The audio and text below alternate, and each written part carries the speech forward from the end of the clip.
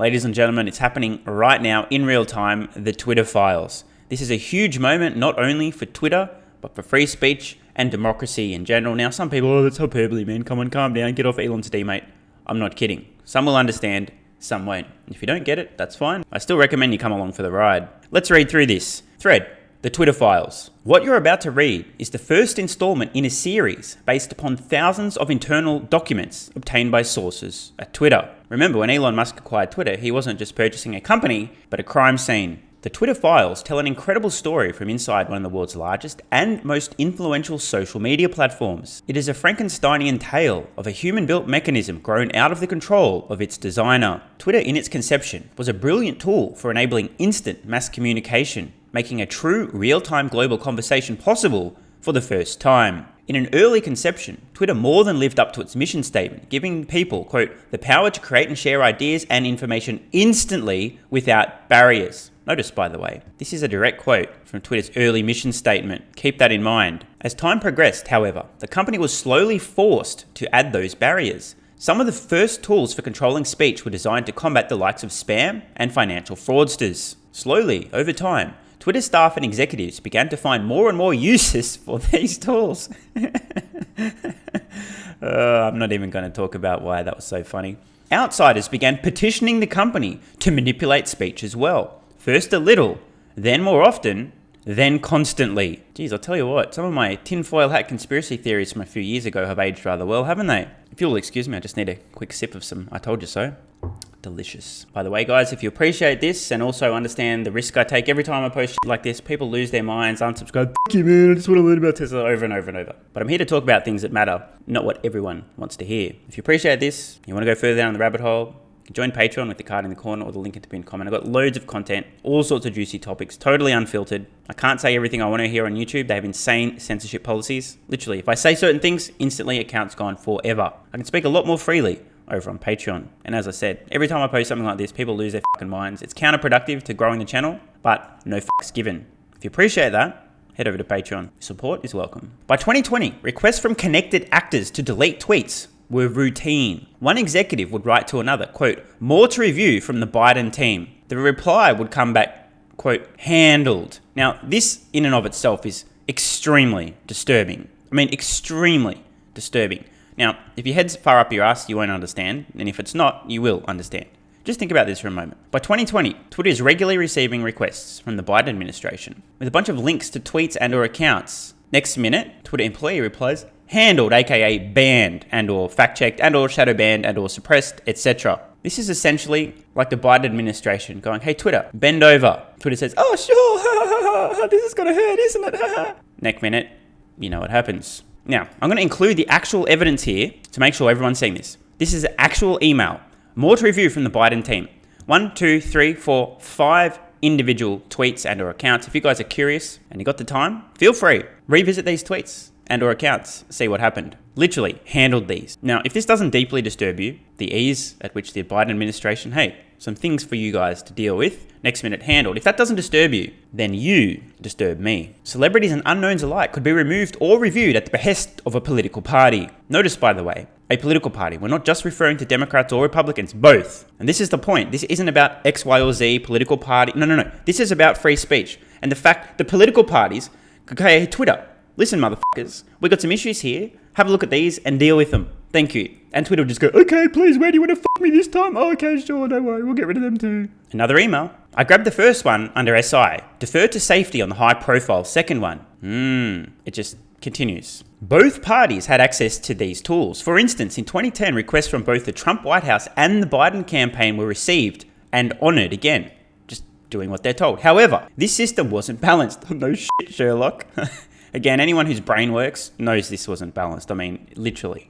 This is just like an instant, does your brain work test or not? Now, if you don't know enough about it, you won't have an opinion. But if you believe you know enough about this to have an opinion and you aren't aware of the extreme bias in one direction politically, it's evidence that your brain's not functioning correctly. This is just a fact. Not an opinion, a fact.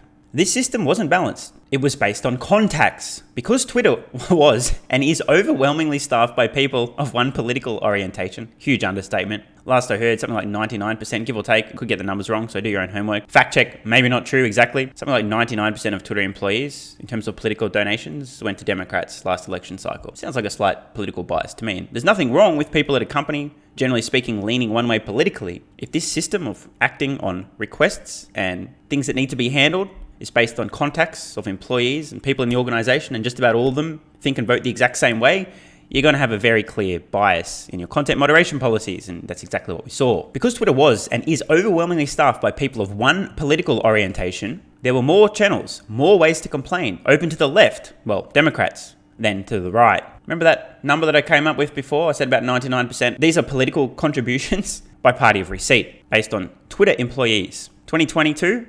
99.73% goes to Democrats. $451 to Republicans. Percentage to Republicans? 0.27%. In 2020, 1.53%. And in 2018, 3.62%. I mean, hello, again, this is one of those is your brain working moments. If it's working, you go, there may be a bias here, and that may actually influence the way that Twitter employees have been operating the company and censoring and or fact-checking and or suppressing and or doing the bidding of certain political parties requesting them to do things. The resulting slant in content moderation decisions is visible in the documents you're about to read. Oh, now this is going to be good. However, it's also the assessment of multiple current and former high-level executives. So even people within Twitter acknowledging this as a fact. Okay, there was more throat clearing about the process, but screw it. Let's jump forward. The Twitter Files, Part 1. How and why Twitter blocked the Hunter Biden laptop story. P.S. There was no laptop. Oh wait, there was a laptop, wasn't there? Yeah, that whole thing. On October 14th, 2020, the New York Post published Biden secret emails, an expose based on the contents of Hunter Biden's abandoned laptop. For those that don't know, I believe he left it in a computer repair store, and given the fact that the guy's a meth addict, maybe he forgot that abandoning a laptop in a computer repair store when you got things that are incriminating on your hard drive, including a lot of emails, probably not a good idea. But to be clear, this laptop wasn't hacked or stolen. It was abandoned in a computer repair store. Twitter took extraordinary steps to suppress the story, removing links and posting warnings that it may be, quote, unsafe. They even blocked it. This is insane, by the way. They even blocked its transmission via direct message, a tool hitherto reserved for extreme cases, i.e., child exploitation material. Now, for those who don't understand, you literally couldn't send the fucking article to somebody via DM. Twitter hard-coded in rules. This link cannot be shared anywhere on the platform, even privately. Now, remember, this was a factual story. This is the fuck up of all fuck ups, okay? If you're going to do something like suppress a story to the point where people can't even share it, you got to be damn well fucking certain that it is unsafe and false. This was a true story, true reporting of true events that actually happened in the real world. Of course, for those who aren't aware, Hunter Biden happens to be the son of the current president of the United States. And this story was suppressed days before the US presidential election. Now, I know this is going out on a limb here, but given how close the result was in the presidential election, I have a funny feeling the suppression of this story may have directly changed the outcome of the US presidential election. Now, I'm not saying everybody goes, oh, Hunter Biden laptop, geez, that thing about the big man, 10%, is that incriminating? Is there something going on here? I don't think everyone's going to go, oh, well, okay, I'm not voting for Joe Biden. But I suspect enough people, if they'd seen this story, may have gone, oh, hang on, geez, that's not really painting the picture that I thought it was. Maybe I'll reconsider who I'm voting for now. And again, the point is, it was a tiny winning margin here, and this was a hugely influential story that no doubt would have had some impact on how people voted. Not many people, I don't think, but some.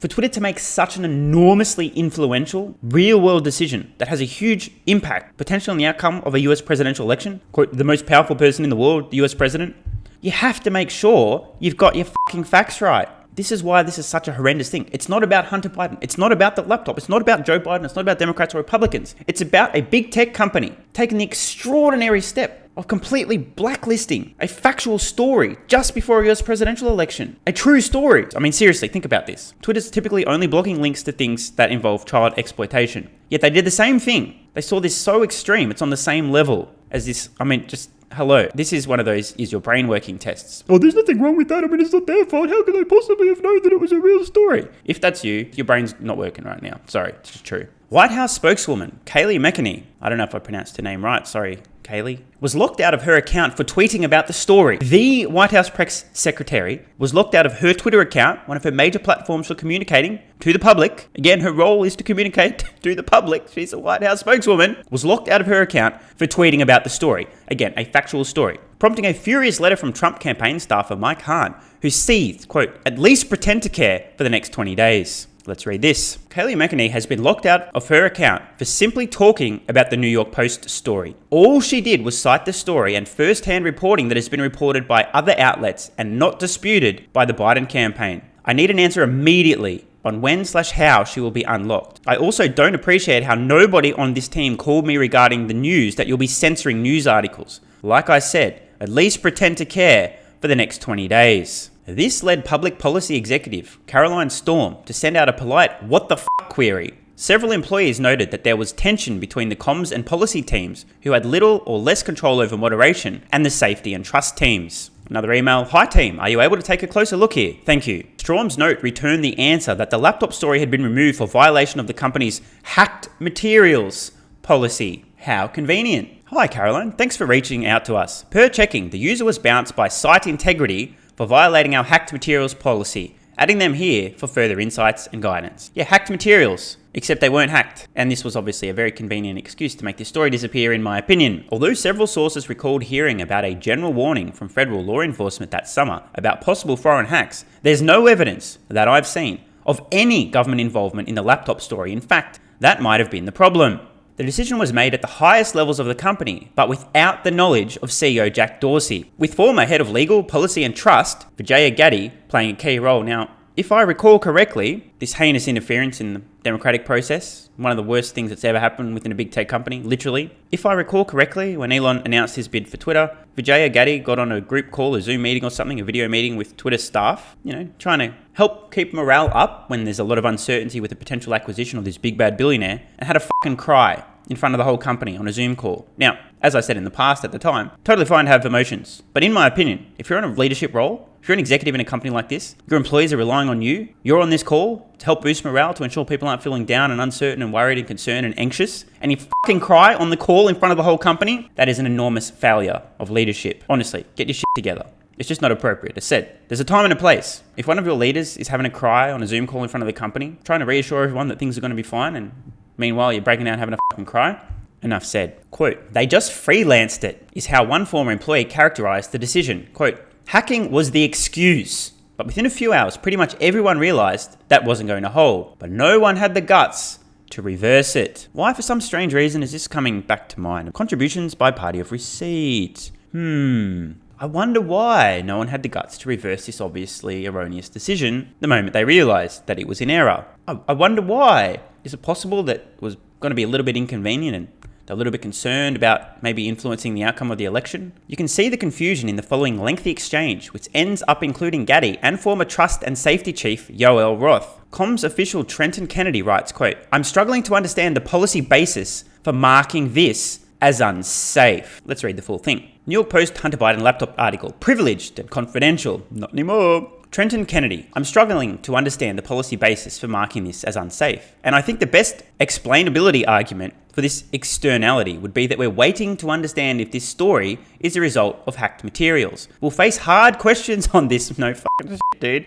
"We'll face hard questions on this if we don't have some kind of solid reasoning for marking the link unsafe." Well, it's unsafe because it's unsafe if Orange Man Bad gets elected, obviously. Duh, Trenton. Trenton. Are you dumb, Trenton? Obviously. That's why it's unsafe. Katie Rosenbrat writes, "Will we also mark similar stories as unsafe?" That was obviously a similar story reporting on the same thing. By this point, quote, "Everyone knew this was fucked," said one former employee, but the response was essentially to err on the side of continuing to err.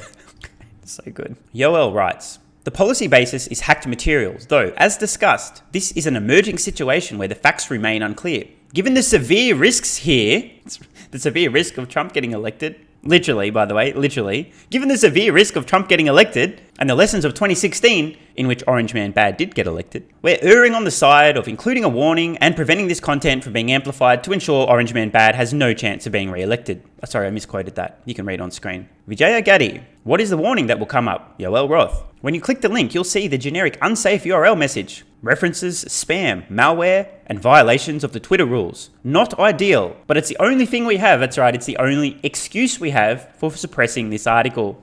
This is so fucking delicious. From Ian Plunkett. Whatever we do in the comms, this will become a bias claim for Jack pre-hearing immediately. Let's make it clear we're proactively but cautiously interpreting this through the lens of an extremely biased company who... Oh, I misread that again. But cautiously interpreting this through the lens of our hacked materials policy and allowing the link with a warning and significant reduction of spread. Former VP of Global Comms, Brandon Borman asks, quote, can we truthfully claim that this is part of the policy? See, Twitter knows what they're doing is deceptive and dishonest right here. The people literally going, guys, this is really a bit of a stretch, even though we all don't want Orange Man Bad re-elected. I mean, hello, like, are you sure we can get, can we really get away with this? Even me, red flags for days, and I'm like, I agree with you guys, but this is, Let's read the quote. To Ian's point, can we truthfully claim that this is part of the policy? I.e., as part of our approach to addressing potentially hacked materials, we are limiting visibility of related stories on Twitter while our investigation is ongoing. To which former Deputy General Counsel Jim Baker again seems to advise staying the non-course because, quote, caution is warranted. That's right, you've got to be very cautious. Don't do anything that could allow Orange Man Bad to get re-elected. From Jim Barker. Privileged and confidential. I support the conclusion that we need more facts to assess whether the materials were hacked. So, Twitter doesn't know whether the materials are hacked. They're literally saying, yeah, we don't really have enough evidence to know that this is true, but that's what we're going with now. But we don't really have enough evidence. It's literally, hello.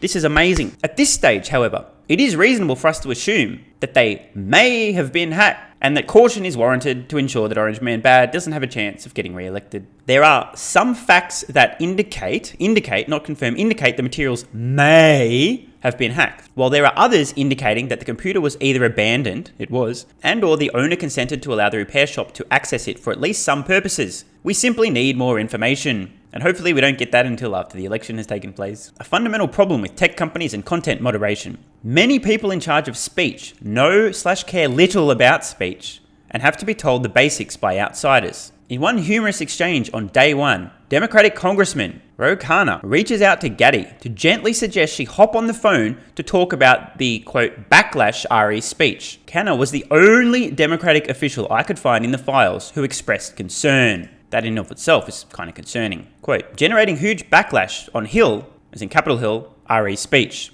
Happy to chat if you're up for it. Best, Ro. Gaddy replies quickly, immediately diving into the weeds of Twitter policy.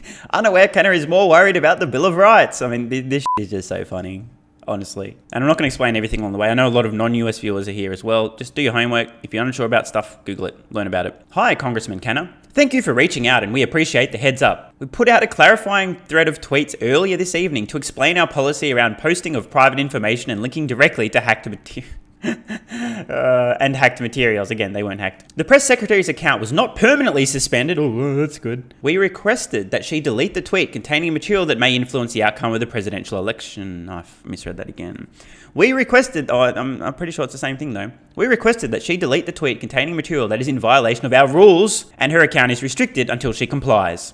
Again, the person whose job it is from the Trump administration to communicate with the public has her Twitter account suspended right before again, is your brain working? If so, you understand how heinous this is. And if not, well, I'm glad you're still sticking around. I'd be happy to jump on the phone if helpful. My team in DC, Jessica and Lauren, are copied here and also available to discuss. Khanna tries to reroute the conversation to the First Amendment, mention of which is generally hard to find in the files. Imagine that. First Amendment, who gives a fuck? We're Twitter, bro. We do what we want. This is from Ro Khanna to VJ Agadi. Hope you're well. But this seems a violation of the First Amendment principles. If there is a hack of classified information or other information that could expose a serious war crime, and the New York Times was to publish it, I think the New York Times should have that right. A journalist should not be held accountable for the illegal action of the source unless they actively aided the hack. So to restrict the distribution of that material, especially regarding a presidential candidate, seems not in keeping with the principles of New York Times versus Sullivan. I say this as a total Biden partisan. See, some people,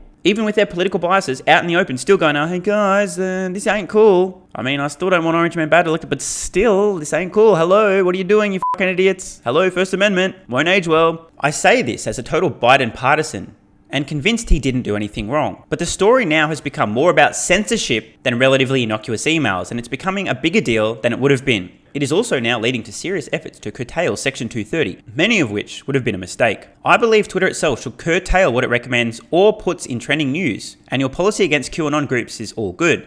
It's a hard balance. But in the heat of a presidential campaign, restricting dissemination of newspaper articles, even if New York Post is far right, seems like it will invite more backlash than it will do good. God damn.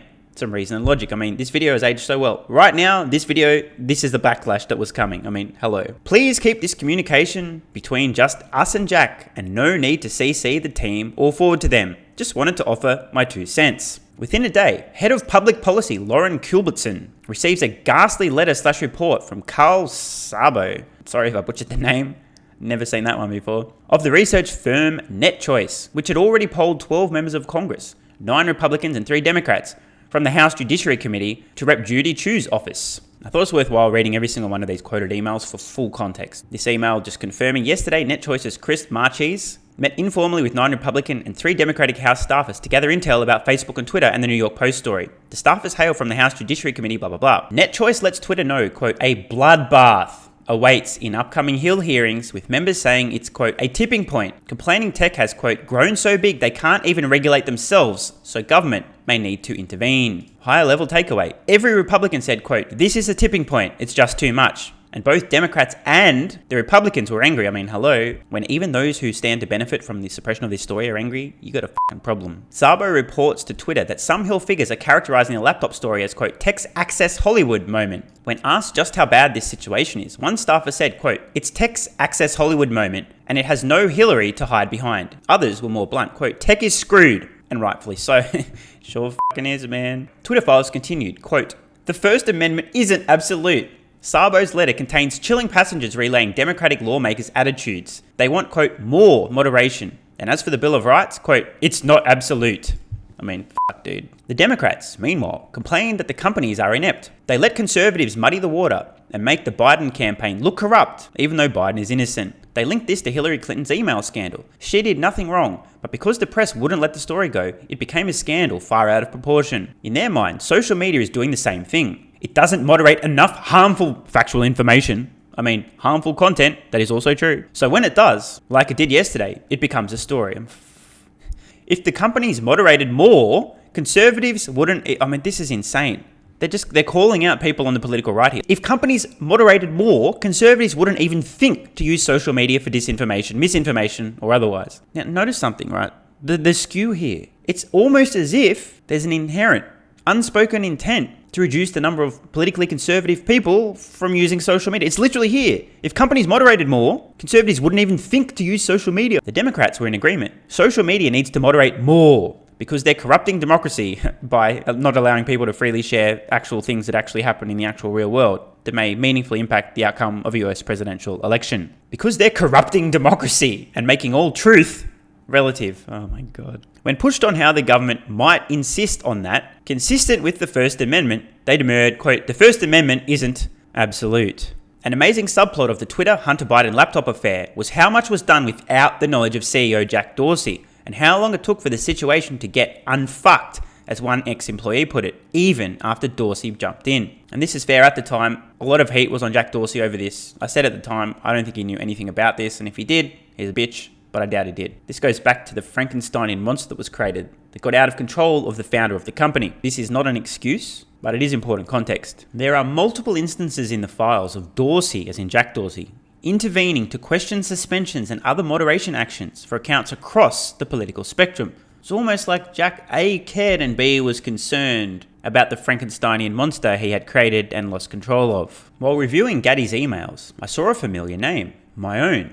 Dorsey sent her a copy of my Substack article blasting the incident. Forward. With the Hunter Biden expose, suppression is a bigger scandal than the actual story. From Jack Dorsey to VJ Gaddy. The problem with the hacked materials ruling, several sources said, was that this normally required an official/law enforcement finding of a hack. But such a finding never appears throughout what one executive describes as, quote, a whirlwind 24-hour company-wide mess. Hi, owls. As you probably are aware, Twitter actioned tweets yesterday relating to 2 New York Post articles that were tweeted out that allegedly included pictures and screenshots of emails from a laptop that allegedly belonged to Hunter Biden, presidential candidate Joe Biden's son. Our extremely unbiased teams, again, I'm trolling a little bit with the quotes, make sure you're reading on screen to know what was actually said. Our teams made the determination that the materials fall under our hacked materials policy. How convenient. In addition to sharing personal information, so links were actioned. As you may know, this existing policy framework was launched in 2018 to mitigate real-time harm based on hack and leak scenarios coming out of the 2016 election. Several high-profile accounts, including press outlets, were impacted by this insane decision and were actioned. I love this terminal, and actioned, aka banned. Unfortunately, the language that was provided in the product may have created confusion, indicating the links were spam or unsafe. Exactly. That was the best excuse they had to censor the article. Well, what can we call it? We read this earlier in the tweet thread, right? What was unsafe about a factual story? Nothing. Consequently, Twitter's safety attempted to explain the reasoning here in the thread. This morning, the New York Post tweeted additional links to stories that contain pictures and screenshots of emails that were also actioned. The teams determined that a Trump campaign tweet that previously was actioned for containing PPI would not be actioned when it was retweeted without the PPI blurred. I'm not sure what PPI refers to there, maybe potentially private information, I've got no idea. Please let me know in the comments below if anyone knows what this actually means. I know there are questions that you probably have and are also probably getting a lot of incoming from stakeholders, governmental, academic, civil society, etc. The last 24 hours certainly has been a whirlwind with lots of curves and unknowns, and we fully expect that the issues surrounding this matter will continue to swirl in the coming days. So thank you to everyone for your patience. Just wrapping up this tweet thread. It's been a whirlwind 96 hours for me too. There is much more to come, including answers to questions about issues like shadow banning. That one hits close to home. Boosting follower counts. Let's not talk about the huge drop off in followers of Democratic candidates around the whole Twitter Elon acquisition. I don't even know why I said that out loud. It's not like anyone was buying followers to appear to be more influential and more respected and more well followed than they actually are. And it's definitely not possible that Twitter was undoing this and cleaning up some evidence before Elon acquired the crime scene. The fate of various individual accounts and more. These issues are not limited to the political right. This is absolutely true. Again, people get so butthurt and emotional over this stuff. This is not about the political right or the left. It's got nothing to do with any of the individuals or the incidences actually that occurred in this tweet thread. It's about the bigger picture. Collusion between government and big tech to censor information. That's all this video is about. Good night, everyone. Thanks to all those who picked up the phone in the last few days. I can't wait to see the expose on the whole, the thing that was going to kill everyone, how that thing might alternative weight. The pharmaceutical companies don't like that. Get rid of that. I don't even know what I'm talking about right now. It's definitely been no collusion between big tech and government on anything other than this particular one instance of things that were true that weren't allowed to be shared because, well, they just weren't. And if you think I'm referring to anything else at this point in time, you're definitely 100% wrong. I swear. This is an incredibly damning but important tweet thread. Nothing surprising here, to be honest. And again, if your brain works, you're probably not surprised by anything you've read here either. But it is deeply disturbing to see what's going on. In addition, the most important part, the reason for this expose is to help restore public trust in Twitter.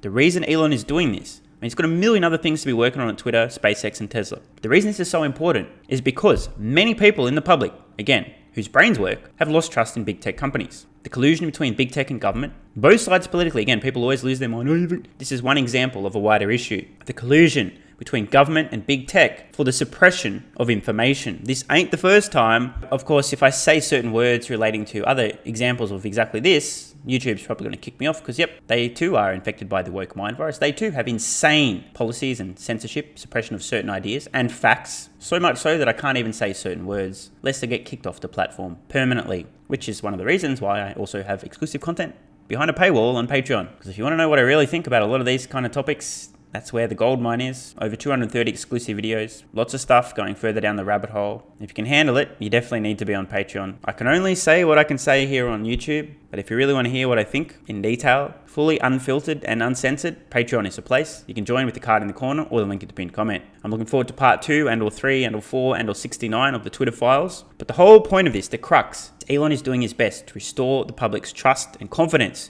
in Twitter. So head over to Patreon with the card in the corner or the link in the pinned comment if you can handle it, and I'll see you over there. Love ya.